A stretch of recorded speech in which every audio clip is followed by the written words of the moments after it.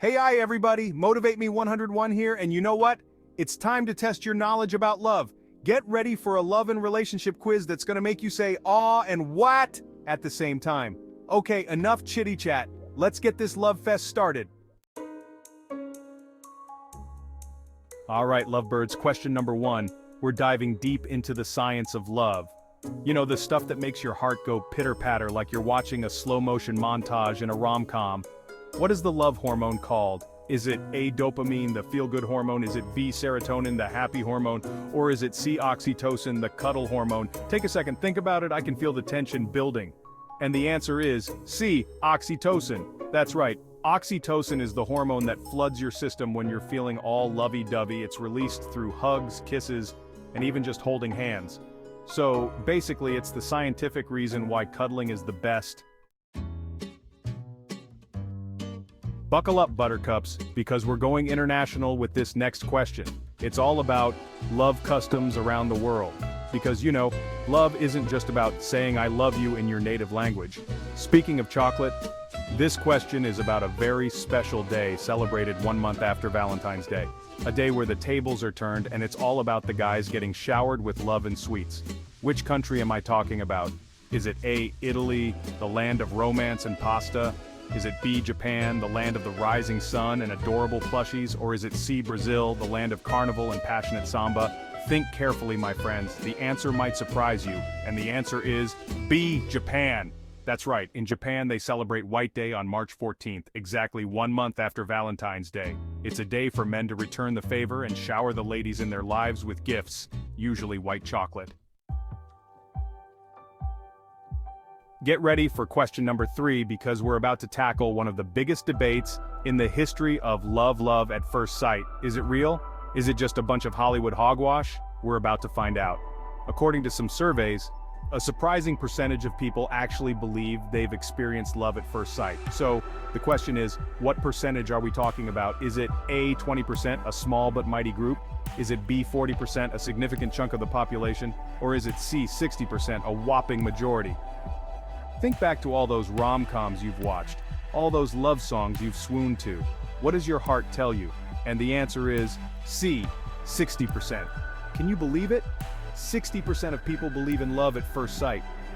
That means more than half of us are still holding out hope for that magical moment when our eyes meet across a crowded room, and bam, it's love. Chapter 4. What's your love language? Hold on to your hats, love gurus, because we're about to dive into the fascinating world of love languages. You know those special ways we give and receive love?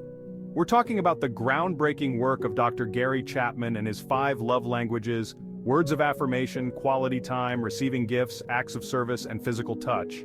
But for this question, I'm going to throw you a curveball. I'm going to give you a scenario, and you have to tell me which love language is being demonstrated. Ready? Here we go. Your partner notices that your car is filthy, so they wash it for you without you even asking. Which love language is this an example of? Is it A, acts of service? Is it B, words of affirmation? Or is it C, receiving gifts? Think about it. And the answer is A, acts of service. That's right, sometimes actions speak louder than words, and in this case, your partner is showing you love by taking care of something important to you. Chapter 5. Platonic love, just friends? Get ready for question number 5, where we're tackling a type of love that's often misunderstood: platonic love. Now I know what you're thinking. Platonic love? Isn't that just a fancy way of saying just friends? Well, yes and no. Platonic love is a deep, meaningful connection between two people that doesn't involve any romance or sexual attraction. So, to test your knowledge, I'm going to give you 3 relationship scenarios. Your job is to tell me which one best exemplifies platonic love. Is it A, 2 best friends who share everything with each other and always have each other's backs? Is it B, 2 colleagues who work closely together and have a lot of professional respect for each other? Or is it C, 2 neighbors who get along well and occasionally borrow sugar from each other? Think carefully, my friends. And the answer is A, 2 best friends who share everything with each other and always have each other's backs. That's right, platonic love is all about that deep, unshakable bond of friendship.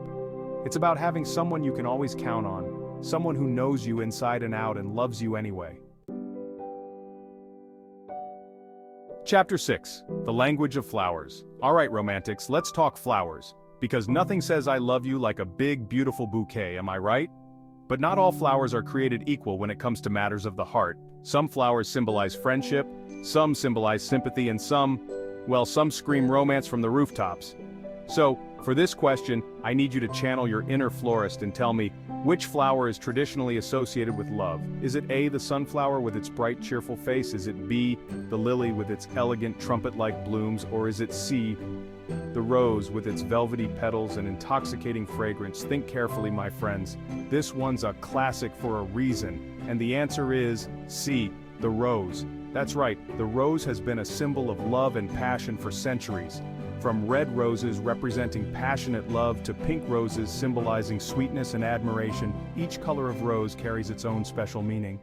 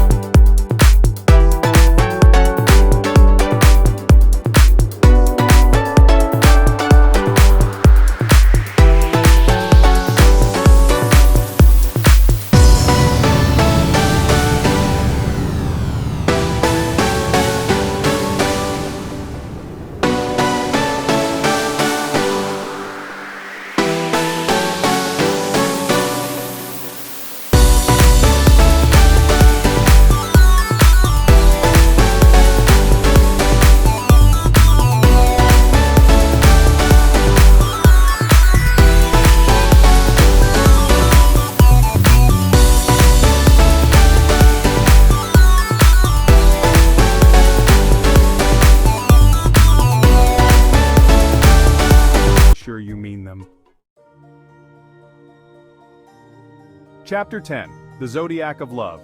Get ready for our final question, stargazers, because we're diving into the celestial world of astrology. Now, whether you're a die-hard believer or a skeptical observer, you have to admit that astrology can be a lot of fun, especially when it comes to love. Each zodiac sign has its own unique traits and characteristics, some of which are said to make them more romantically inclined than others. So, for this final challenge, I need you to channel your inner astrologer and tell me, which zodiac sign is often associated with being the most romantic? Is it A, Taurus, the sensual earth sign? Is it B, Gemini, the flirty air sign? Or is it C, Leo, the passionate fire sign? Think about those stereotypical zodiac traits, the ones you see memed all over social media. Which sign screams romance? And the answer is A, Taurus. That's right, Taurus, the sign of the bull, is often associated with being the most romantic sign of the zodiac. Known for their love of luxury, pleasure, and all things sensual, Taurians are said to be incredibly devoted partners who love to shower their loved ones with affection. And that's a wrap on our love and relationship quiz. Give yourselves a round of applause for being such good sports. How did you do? Did you ace the quiz like a love guru, or did you learn a thing or two about love along the way? Either way, it's all about having fun and celebrating the most important thing in the world, love. Don't forget to let me know your score in the comments below and tag your significant other or your crush, I won't tell. Until next time, stay lovely.